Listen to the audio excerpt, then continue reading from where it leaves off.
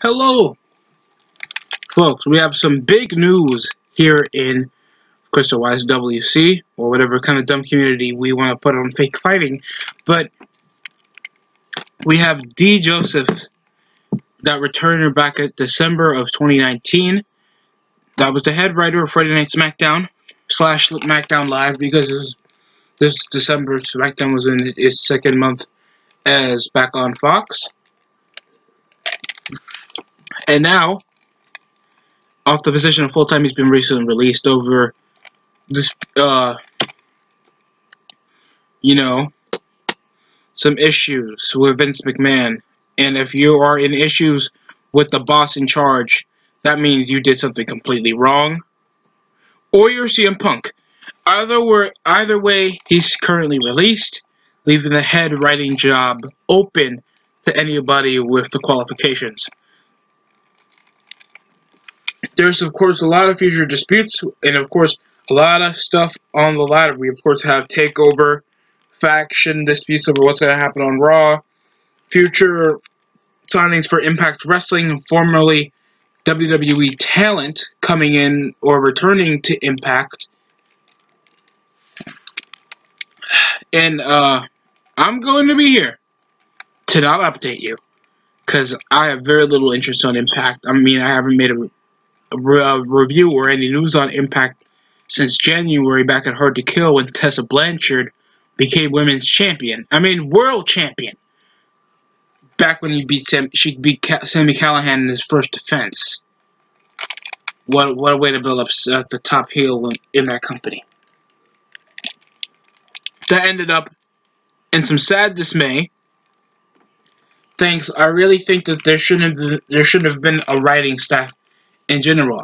There should be booking to get central ideas to get these guys over, so there can be more centralized entertainment, or what WWE think when it's highly scripted, highly patented, so to make sure that they stay PG, or they want to make it in a format, even though they'll put it in an awkward impromptu tag team match, or they'll get somebody like Dana Brooke over, or Baron Corbin, even though the King of the Ring mantle was just a reason for him to be more featured in the main event spot, and still not even win the effing Intercontinental Championship. So that comes into Vince McMahon's display, because he has the final okay on everything, on the writing staff, the creative team, the blah, your goddamn universe mode ideas. So practically, Vince is technically God. So Backlash 2006 is canon. I'm joking. But in any other news, that's practically it. I mean, if you're ready for TakeOver in your house, I'm probably going to watch it, because I have nothing to do this Sunday. And pretty much, I think NXT kind of lost its luster as soon as it lost its way. It made mystique, because it was just another show. It's just SmackDown with a different roster. Yes, I know it's by Triple H. They'll do triple threat matches. They'll do jobbed out lower mid-card matches involving guys you've never heard of before, ever. And most of these guys are just going to come out and go to 205 Live, or they're going to come out and go to Raw or SmackDown, because of the indecisiveness of a dude that's been in the wrestling business for merely a century at this point. Like half a century at this point. So, I can't. I don't watch NXT for that reason. I don't. And it's not because I dislike the show. I've watched plenty of episodes back when it was popular back in 2015 and 16 and 17.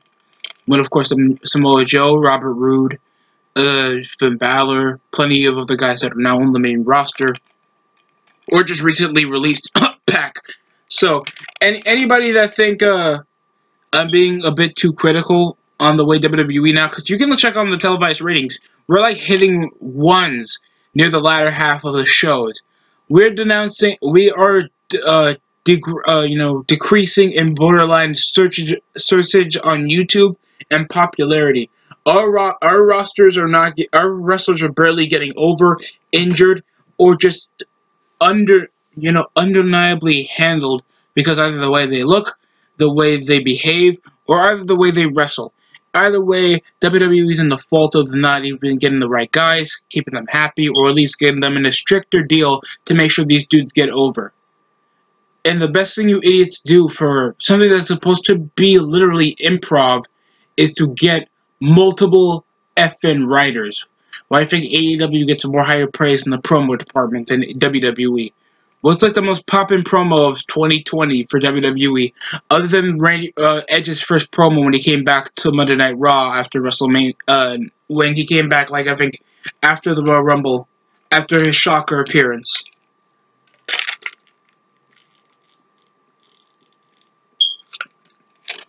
Because either way, every promo for every wrestler is like, hey, we're going to do it for these fans. How about we face off tonight because you irritated me? And a simple slap 2 and a 40 figure or something to show, yeah, he got balls. Let's give him a title shot. Like if you remember back when Ambrose / Moxley was feuding with Seth Rollins, they were getting a personal feud, and you're gonna understandably like Rollins trying to beat the shit out of Ambrose for disrespecting him, and of course their fallen comrade Roman Reigns after suffering from leukemia, and then somehow out of nowhere, after trying to ask Triple H for a title opportunity for the Intercontinental title back on Raw, he just slapped Triple H's coffee and is like, okay. No one's going to be excited for that. That doesn't make a person feel cool. That makes Rollins feel more of a child than he was back in 2015 when he was legit world champion.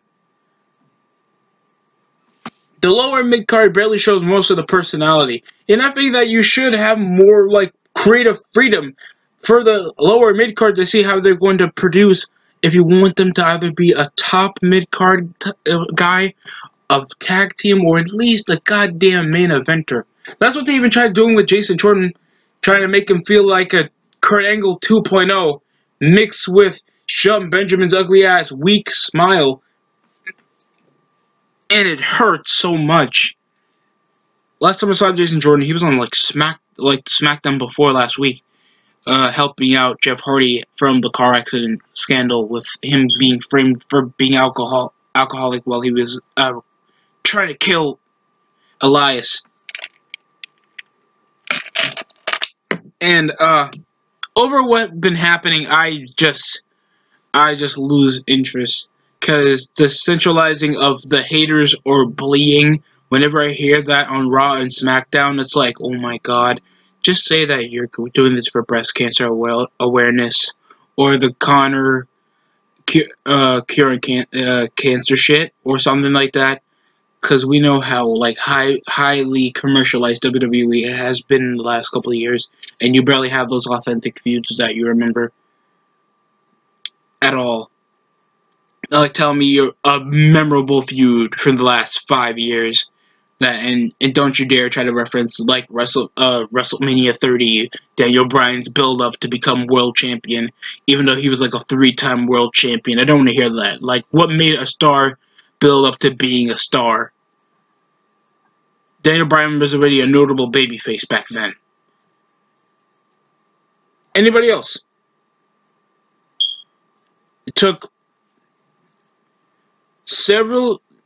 3 years, like probably 3 years until or 2 until Lashley returned to the company to get a title shot on pay-per-view. And McIntyre, over a decade to finally become WWE Champion. And their promos are, let's fight right now, or let's fight right now, and we're gonna do it at my time. Like nobody feels like they have that much character development or have their own unique way of doing things. It just feels like you're getting. This is how you're supposed to switch the heel to babyface dynamic up on Universe mode or GM mode or whatever the hell they're gonna make you do at Road to WrestleMania back in the SVR games. At least the SVR games had more unique ways of dealing with stuff. Even the former SmackDown games had more creative freedom than what you see on WWE TV. So hopefully everybody on the creative team on SmackDown and Raw get fired. I mean, especially the writing team. Because the dialogues on SmackDown and Raw are cringe. They really are. So, that's it coming from the DST show. Like, comment, subscribe. Obviously, I'm really happy about this release. And hopefully, they just kind of, focus on actually making the wrestlers tell their own story than getting a writing team. Like, if you want to get a writing team for potential, particular wrestlers that can't do well-acquainted promos, understandable. I get it. But if that's how you want to commercialize your whole branding, then, Joseph should have stayed or something, I guess. But if Vince is pulling the strings and he's agitated about this, understandable. That's it.